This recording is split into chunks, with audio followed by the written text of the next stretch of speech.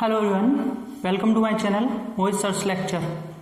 बच्चों, आज मैं आप लोगों के लिए क्लास 10th से जो आपका चैप्टर है linear equation in two variables, third chapter, उसकी एक्सरसाइज 3.7 जो ऑप्शनल एक्सरसाइज है, बहुत इंपॉर्टेंट एक्सरसाइज है, उसका क्वेश्चन नंबर 3 लेके आया हूँ। फर्स्ट और सेकंड क्वेश्चन मैंने पहले ही अपलोड कर दिया है, आप मेरी प्लेलिस्ट में देख सकते हैं। तो चलिए थर्ड क्वेश्चन से आगे स्टार्ट करते हैं इस एक्सरसाइज को। अ train covered a certain distance at a uniform speed. बच्चों, कोई ट्रेन है जो किसी सर्टेन डिस्टेंस को सर्टेन यूनिफॉर्म स्पीड से जो है ट्रेवल कर रही है। सर्टेन स्पीड का मतलब बच्चों फिक्स स्पीड है, लेकिन उसने फिक्स डिस्टेंस है। सर्टेन डिस्टेंस का मतलब, लेकिन उसने बताया नहीं है कि कितना डिस्टेंस, कुछ fix distance at a uniform speed, मतलब बिल्कुल यूनिफॉर्म स्पीड से जा रही है, ज्यादा या कम नहीं हो रही है। If the train would have been 10 kilometre per hour faster, अगर ट्रेन अपनी स्पीड को 10 किलोमीटर पर आवर फास्टर कर दे, तेज कर दे, it would have taken 2 hours less than the scheduled time, तो उसको जो पहले स्केड्यूल्ड टाइम था, जो पहले टाइम लगने वाला था, उसमें 2 घंटे कम लगेंगे। अरे सीधी सी बात है, वो अपनी स्पीड को और बढ़ा देगी 10 किलोमीटर पर आवर, तो टाइम तो कम लगेगा ना, जल्दी पहुंच जाएगी। But if the train were slower by 10 kilometre per hour, लेकिन अगर ट्रेन अपनी स्पीड को 10 किलोमीटर पर आवर स्लो कर दे, धीमी कर दे, it would have taken 3 hours more than the schedule time, तो अब इसे 3 घंटे ज्यादा लगेंगे पहले वाले टाइम से, जो पहले कोई टाइम लग रहा था। टाइम भी नहीं बताया कितना टाइम था। Find the distance covered by the train, बताइए ट्रेन ने कितनी डिस्टेंस कवर की। अब मैं एक चीज पूछता हूं आपसे, सपोज स्टूडेंट्स ये ट्रेन दिल्ली टू मुंबई जा रही है, ठीक है, समझिएगा मेरी बात को, दिल्ली टू मुंबई जा रही है, तो बेटा डिस्टेंस तो सेम रहेगी ना, चाहे वो धीमे जाए, तेज जाए या यूनिफॉर्म स्पीड से जाए, कितनी भी स्पीड से जाए, डिस्टेंस चेंज तो नहीं हो जाएगी ना, डिस्टेंस तो सेम रहेगी। पहली चीज ही अभी बीच में जरूरत पड़ेगा। अब आप ये देखा कीजिए स्टूडेंट्स, ऐसे क्वेश्चंस में बच्चे बहुत बार कंफ्यूज होते हैं, सर आपने बताया है कि जो चीज़ पूछी जाती है उसको x या y मान लीजिए, लेकिन यहाँ पे एक और नई चीज़ निकल के आती है।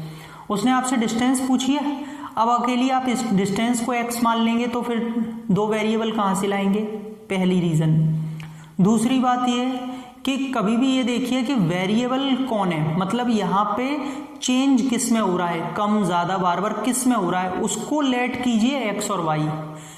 या तो इसकी स्पीड में कम ज़्यादा हो रहा है, देखो पहले स्पीड बढ़ाई थी, ऐसा करने से दूसरा इसमें चेंज हो रहा था टाइम में, 2 घंटे कम लग रहे थे। तो यहाँ से एक चीज़ समझ में आई कि आप इसमें डिस्टेंस को कुछ मत मानिए, उसको मानने की ज़रूरत नहीं है, आप इसमें स्पीड को और टाइम को x और y मानिए, क्योंकि उनमें चेंजिंग हो रही है। इतनी बात क्लियर हो पा रही है? तो सबसे पहले तो ये जो कन्फ्यूजन है कि हम किसको माने, ये कैसे पता चले, वो ऐसे पता चले, जो चेंज हो रहा है उसको मान लीजिए। Let the uniform speed be x kilometre per hour. मान लेते हैं स्टूडेंट्स उसकी जो यूनिफॉर्म स्पीड थी, जो जिससे पहले चल रही थी, वो x किलोमीटर पर आवर है, और उसका स्केड्यूल टाइम, जो उसका इनिशियल टाइम था ना, स्केड्यूल्ड टाइम, वो y मान लेते हैं, ठीक है, y आवर्स, घंटे, स्केड्यूल्ड टाइम y। अब देखिए मैं आपसे एक चीज और पूछता हूं कि मान लीजिए अगर वो x स्पीड से चल रही थी और टाइम अगर उसको y लगने वाला था, तो इनिशियल डिस्टेंस निकाल सकते हैं आप कि डिस्टेंस कितना था। वो जो रास्ता आपको बताया है सर्टेन डिस्टेंस, वो निकाल सकते हैं। डिस्टेंस का फॉर्मूला स्पीड इनटू टाइम, यानी कि एक्स वाई, स्पीड एक्स मानी है, टाइम वाई माना है। अगर ये अपनी यूनिफॉर्म स्पीड से चलती रहती तो इसको टाइम वाई लगता ना, तो डिस्टेंस क्या पता नहीं चल पाएगी कि कितनी डिस्टेंस ट्रेवल कर रही थी, X Y, speed into time, ठीक है। चेंजेस तो बाद में किए गए ना, ये तो पहली वाली है इनिशियल, कितनी थी डिस्टेंस। अब आगे बढ़ते हैं। According to the question ATQ, according to the question, question क्या बोल रहा है? क्वेश्चन आपसे कह रहा है कि अगर उसकी speed 10 kilometre per hour faster हो जाए, मतलब स्पीड अगर x है, स्पीड x प्लस 10 कर दी जाए, तो उसको टाइम कितना लग रहा है, 2 घंटे कम लग रहा है। 2 घंटे कम मतलब y में से 2 घंटे कम लग रहे हैं। और बेटा एक बात बताइए, अभी मैं फिर से अपनी दिल्ली टू मुंबई वाली बात पे आता हूँ कि चाहे वो धीमे जाए या तेज जाए, डिस्टेंस तो सेम रहेगी। यानी कि इसने अपनी स्पीड बढ़ाई, 2 घंटे का समय कम लगेगा, लेकिन ये दोनों का मल्टीप्लाई करने पे स्पीड इनटू टाइम पे निकलेगा क्या, डिस्टेंस, जो कि मेरे पास पहले से ही निकली हुई है, x और y, x इंटू वाई। भाई ये भी तो डिस्टेंस ही निकाली थी पहले, तो ये डिस्टेंस इस वाली डिस्टेंस के इक्वल ही होगी ना, चेंज थोड़ी हो जाएगी। ये पहले यूनिफॉर्म स्पीड से जा रही थी, अब बढ़ी हुई स्पीड से जा रही है ट्रेन, तो दोनों में ये भी डिस्टेंस निकल के आएगी और ये भी डिस्टेंस है, तो दोनों डिस्टेंसेस तो इक्वल रखी जाएंगी ना, रूट तो सेम है, चाहे धीमे जाओ या जल्दी। अब समझ में आया क्यों मैंने वो चीज़ बताई थी। चलिए, तो दोनों को इक्वल क्यों रखा है, इसका रीजन क्लियर हो गया होगा। ये भी डिस्टेंस है, ये भी डिस्टेंस है, दोनों डिस्टेंसेस सेम होंगी। x का y में मल्टीप्लाई करेंगे xy, x का 2 में करेंगे -2x, 10 का y में करेंगे 10y, 10 का 2 में करेंगे -20। ठीक है, कॉन्सेप्ट समझने पे ध्यान दो, रटो नहीं। xy से xy कैंसिल हो गया, माइनस का 2x प्लस का 10y, और बच्चों ये -20 उधर जाके प्लस का 20 हो जाएगा। This is equation number 1। मुझे पता है 2 से डिवाइड करके इक्वेशन छोटी कर सकते हैं, लेकिन चलने दो अभी ठीक है, दूसरा ले लेते हैं अगेन। पता नहीं आगे जाके कहीं वो 2x और 10y जैसा ही बन गया तो फिर देखिए आगे कह रहा है, if the train were slower by 10 kilometre per hour, अगर ट्रेन की स्पीड 10 किलोमीटर पर आवर कम कर दी जाती, मतलब x -10 कर दिया जाता, तो उसे टाइम जो है 3 आवर्स ज़्यादा लग रहे थे, 3 घंटे ज़्यादा। ज़्यादा का मतलब प्लस y + 3, टाइम ज़्यादा लग रहा है ना। और बच्चों ये डिस्टेंस भी x y के इक्वल रखी जाएगी, क्योंकि ये भी तो डिस्टेंस ही निकल के आएगी। मल्टीप्लाई कर लो ज़रा, x into Y xy plus का 3x माइनस का 10y और माइनस का 30 is equals to xy। xy से xy कैंसिल हो गया। फाइनली इक्वेशन क्या बची, 3x minus 10y is equals to 30। अब मुझे लगता है कि हमें डिवाइड कर ही लेना चाहिए था, कोई बात नहीं, अभी कोई गलती थोड़ी हुई है, यहाँ कर लेते हैं। अभी क्या है, फर्स्ट इक्वेशन इससे हटा देते हैं। देखिए इसके आगे एरो बना दिया भैया, ये मत कहना सर ये क्या है, एरो इम्प्लाइज का साइन है, ये बता रहा है ये सही है, तो आगे वाला स्टेटमेंट भी सही है। पूरी इक्वेशन को बच्चों 2 से मल्टीप्लाई करते, डिवाइड करते तो क्या आता, पूरी इक्वेशन को 2 से डिवाइड करो, 2 से 2 कट गया, माइनस का x प्लस का 5y और इज इक्वल्स टू 10, क्योंकि ये 22 से कट के हो जाता। लीजिए अब मान लेते हैं इक्वेशन 1। इस पूरी इक्वेशन को अगर 3 से डिवाइड, ओहो नहीं कर सकते, नहीं कर सकते। 3 से डिवाइड क्यों नहीं कर सकते, क्योंकि ये नहीं हो पाएगा। चलो छोड़ो, इसे सेकंड ही मान लेते हैं। मैंने ध्यान नहीं दिया, मैंने सोचा ये तो हो जाएगा, ये नहीं हो पाएगा, इसका ध्यान ही नहीं दिया, वरना फिर ये काम भी नहीं करता, मैं 6 बना लेता। बट चलो अब हो गया तो हो जाने दो।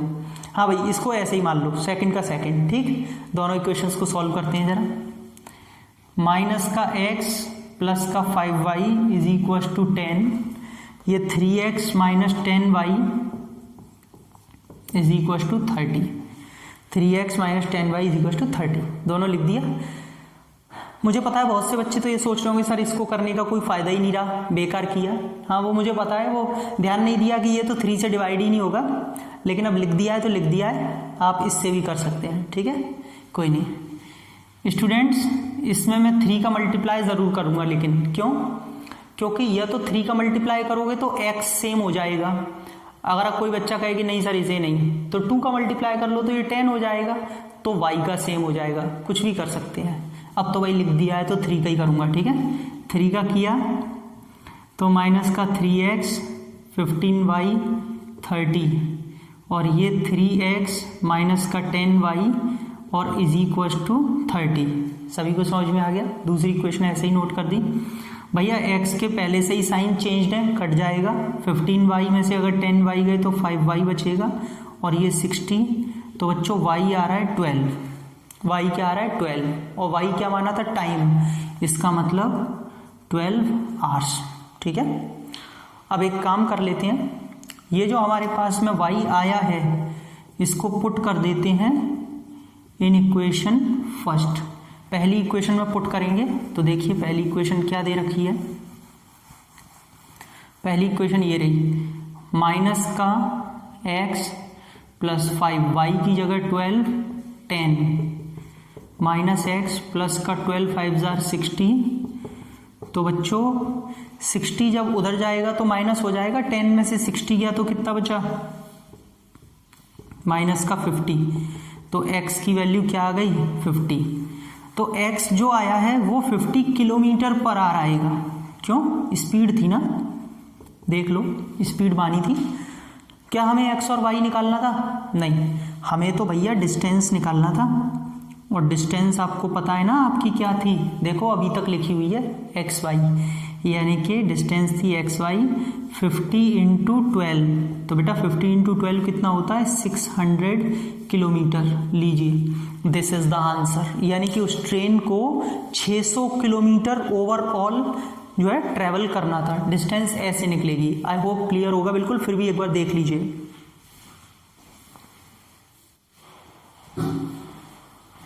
हाँ भाई देखिए, ये मैंने क्वेश्चन नंबर 4 आप लोगों के लिए लिख दिया है। क्या कह रहा है क्वेश्चन, बहुत अच्छा है, ध्यान से समझेंगे। The students of a class are made to stand in rows. देखिए आप सभी स्टूडेंट्स स्कूल जाते हैं, आपको असेंबली होती है, तो असेंबली में जो है प्रेयर के लिए खड़ा किया जाता है।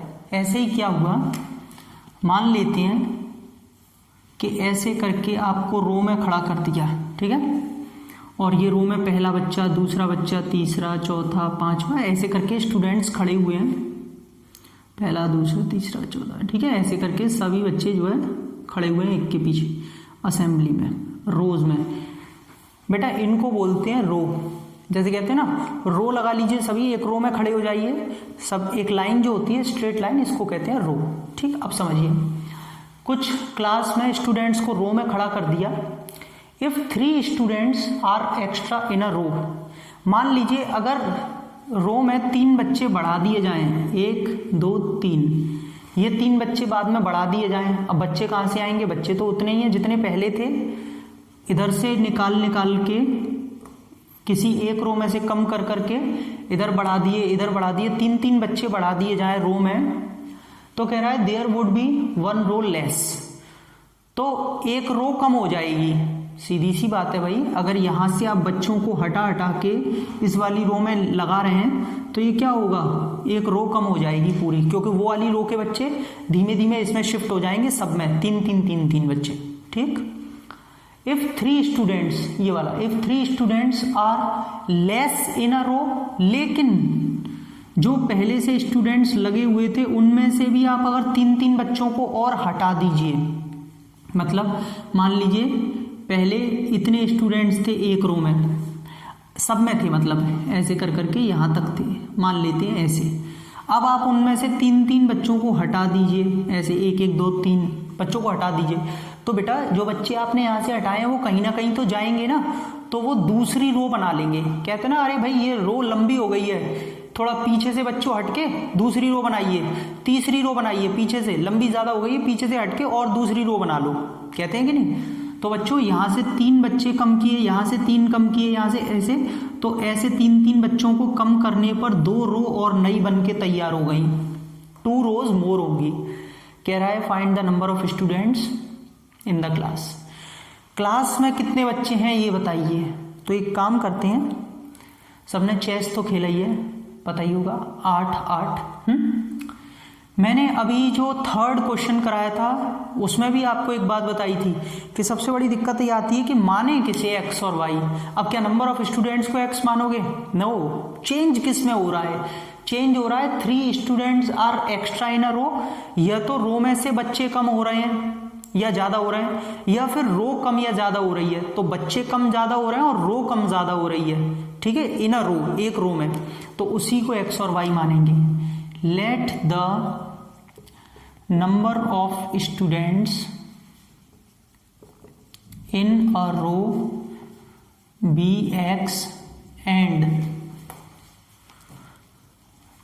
Number of rows be y. ठीक है, यहां से थोड़ा सा रब कर लेता हूं ताकि जगह तो भी बन जाएगी, बी वाई। एक्चुअली मैं फिगर को जानबूझ के रब नहीं कर रहा हूं, अभी ज़रूरत पड़ेगी ना मुझे फिगर की फिर से आपको समझाने के लिए, इसलिए ठीक है। नंबर ऑफ स्टूडेंट्स को रो में एक्स मान लिया और नंबर ऑफ रोज को वाई मान लिया। अब कुछ बच्चे सोच रहे होंगे सर अभी तो आप मना कर रहे थे कि नंबर ऑफ स्टूडेंट्स को एक्स थोड़ी मानेंगे, अब आपने नंबर ऑफ स्टूडेंट्स को एक्स मान लिया। अरे भाई वो टोटल नंबर ऑफ स्टूडेंट्स है क्लास में, मैं उसे एक्स नहीं मान रहा हूं, मैं तो number of students in a रो, एक रो के बच्चों को खाली एक्स मान रहा हूं जो एक रो में खड़े हुए हैं। क्योंकि चेंज कहां पे हो रहा है देखो ना, 3 students are extra in a रो, एक रो में खड़े हुए बच्चों को चेंज हो रहा है तो उसी को मैंने एक्स माना है। ये टोटल नंबर ऑफ स्टूडेंट्स नहीं है, कहीं आप कंफ्यूज हो जाओ। आ गई इतनी बात समझ में? अब एक चीज और पूछता हूं, सबने चेस खेला हुआ है, चलो चेस को छोड़ो यहीं पे बना लेता हूँ जल्दी से ताकि आपका टाइम वेस्ट ना हो। कुछ बच्चे वैसे भी कहते हैं सर आप बहुत धीमे धीमे पढ़ाते हैं धीमे धीमे नहीं पढ़ाता भैया, एक एक चीज़ को एक्सप्लेन करूँगा तो टाइम तो लगेगा ना, जल्दी जल्दी करूँगा तो फिर आपको समझ में नहीं आएगा, है ना। देखिए जैसे ये फिगर है आपके सामने, बेटा एक रो में कितने बच्चे हैं, 1 2 3 4 5, सब में 5-5 बच्चे खड़े किए हैं मैंने, और रो कितनी है 1 2 3 4, तो 4 रो हैं और एक रो में अगर 5 बच्चे हैं तो टोटल नंबर ऑफ स्टूडेंट्स कितने 20। कैसे जल्दी पता किया, 4 रो थी और एक रो में 5 बच्चे थे तो 4 5 20, आपने ऐसे कर लिया।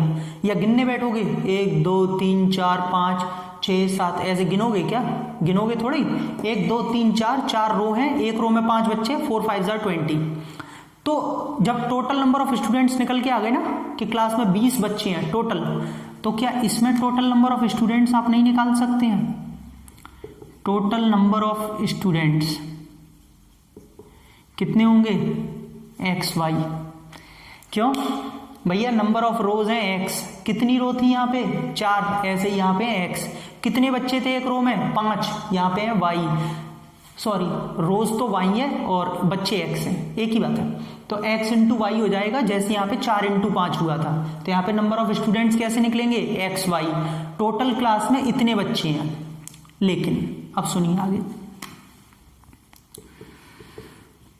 अकॉर्डिंग टू द क्वेश्चन, बेटा वो आपसे कह रहा है पहली लाइन में 3 students are extra in a row, अगर एक रो में 3 बच्चे ज्यादा कर दिए जाएं, पहले बच्चे कितने थे एक रो में एक्स, अब कितने कर दिए जाएं 3 बच्चे ज्यादा, मतलब x + 3, there would be 1 row less, एक रो कम हो जाती है, रो कितनी थी y, अब कितनी हो जाती है y - 1।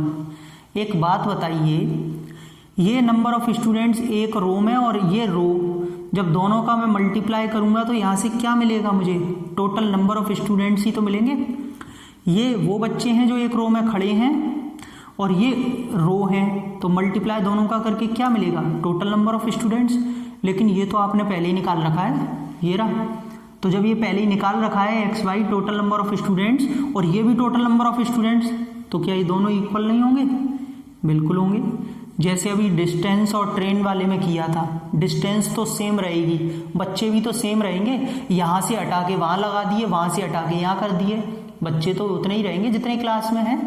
चलो मल्टीप्लाई कर लो इतनी बात पे, x का y में माइनस का x प्लस का 3y माइनस का 3, अब मल्टीप्लाई तो करना आता होगा, ये तो सिखाने की ज़रूरत नहीं है, माइनस का x, थोड़ा सा जल्दी कर रहा हूँ इसीलिए, ठीक है। और जिनको फिर भी मेरी वीडियो बहुत लगता है कि लेंदी है, धीमे धीमे पढ़ाते हैं, वो जो है स्पीड बढ़ा लें, 2x पे देखिए, 1.5x पे देखिए अगेन, हाँ भाई, if 3 students are less in a row, अगर 3 बच्चे कम कर दिए जाएं एक रो में तो x - 3, तो वहां पे 2 रो ज्यादा हो जाएंगी, यानी कि y + 2।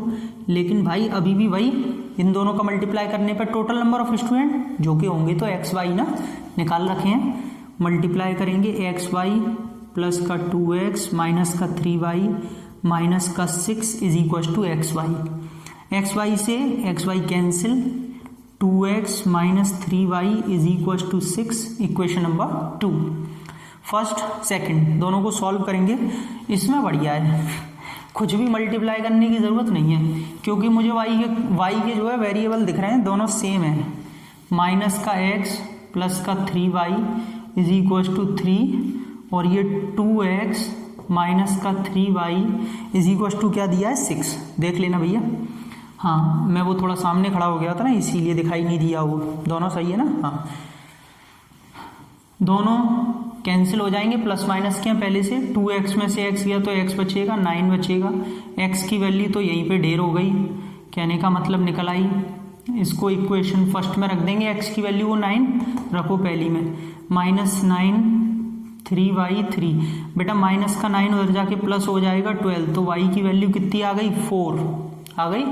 अब ऐसा है, हम ज़्यादा आगे इसको नहीं ले जाएंगे क्योंकि ये यहीं ख़त्म हो गया।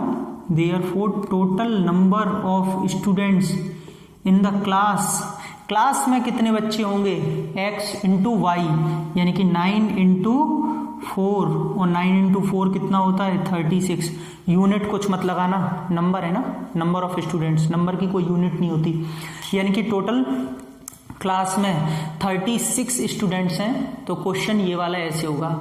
मुझे जहाँ तक उम्मीद है आपको बिल्कुल क्रिस्टल क्लियर हो गया होगा कि कैसे हमने किसको क्या माना, क्यों टोटल नंबर ऑफ स्टूडेंट्स ये रहे, क्यों हमने इसको इक्वल रखा। सारी चीज़ें बहुत आराम से ध्यान से समझाई हैं। भले टाइम ज़्यादा लग रहा है, लेकिन एक एक चीज़ आराम से समझिए, क्योंकि ये सारे क्वेश्चंस इंपॉर्टेंट है। देखिए, समझिए, कुछ भी डाउट हो तो कमेंट सेक्शन में पूछ सकते हैं।